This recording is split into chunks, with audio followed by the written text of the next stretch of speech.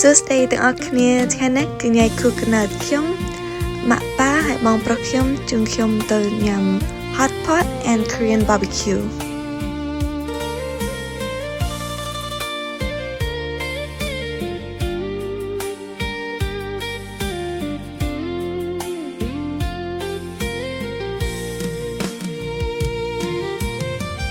បោផាជាប់តងចិត្តបងស្មោះស្ម័គ្រ